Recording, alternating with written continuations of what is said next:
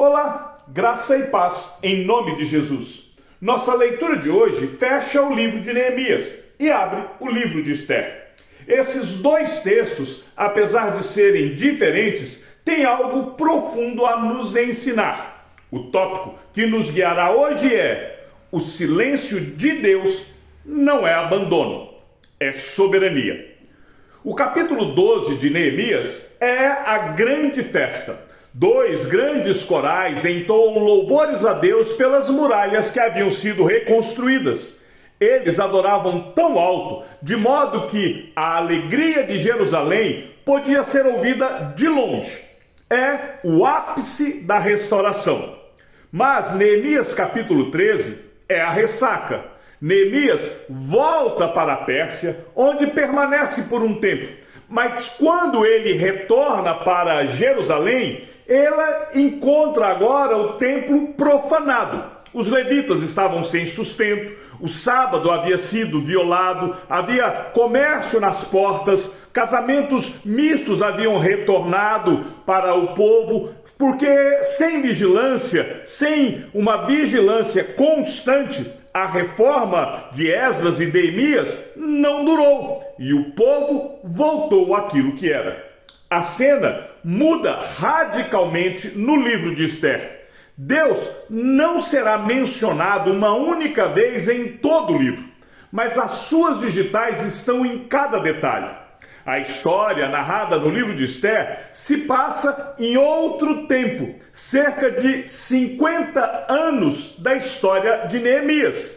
Judá ainda está no cativeiro sob o domínio persa. O rei Assuero é o governante. Judá está sem templo, sem sacerdote, sem profetas. No capítulo 1, durante uma festa, o rei ordena que a rainha Vasti apareça diante de todos para exibir sua beleza.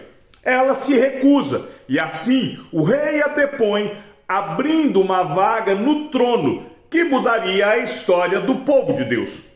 No capítulo 2, se inicia a busca por uma nova rainha. É aqui que encontramos Esther, uma jovem judia, órfã, criada por seu primo Mordecai.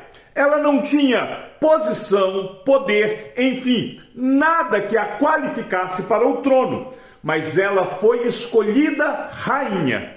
Cada detalhe é um fio na tapeçaria da providência de Deus. O capítulo 5 da Confissão de Fé de Westminster, que trata da providência, nos ensina que Deus, o grande Criador de todas as coisas, sustenta, dirige, dispõe e governa todas as criaturas, ações e coisas, desde a maior até a menor. Isto significa que não existe acaso no vocabulário divino. E a pergunta 1 do breve catecismo de Westminster nos lembra que o fim principal do homem é glorificar a Deus e gozá-lo para sempre. Em Esther, Deus glorifica a si mesmo, sem precisar assinar seu nome. Ele governa em silêncio, e esse silêncio não é ausência, é soberania.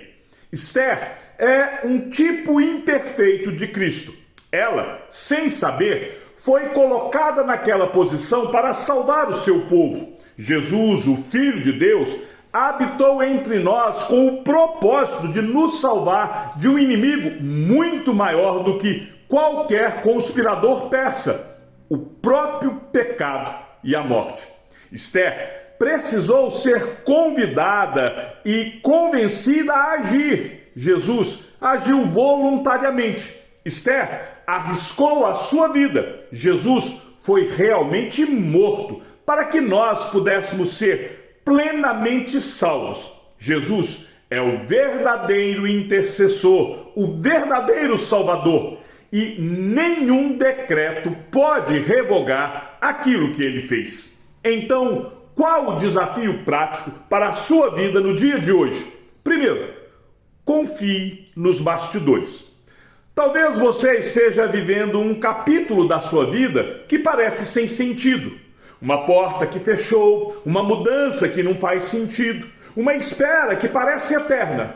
Creia, que Deus está escrevendo a história nos bastidores, mesmo quando você não consegue ver a sua mão.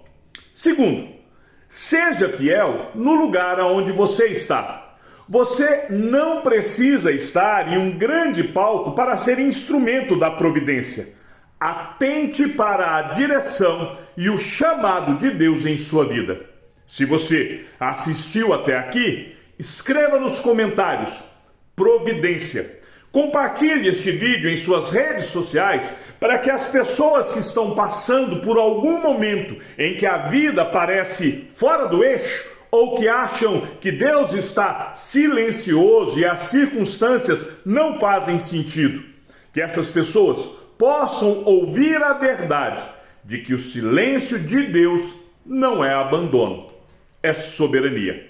Lembre-se, o Deus que usou a desobediência de uma rainha, a coragem de uma órfã e a fidelidade de um homem comum para salvar uma nação inteira, esse mesmo Deus está no controle da sua história. Você não é um acidente no universo. Você foi colocado onde está com as pessoas que estão ao seu redor para um tempo como este que você está vivendo. Quer aprender um pouco mais? Leia a Confissão de Fé de Westminster, capítulo número 5, que trata da providência. Veja também a pergunta 1 do breve catecismo de Westminster. Que o Senhor te abençoe e te guarde, e até amanhã, se assim o Senhor nos permitir.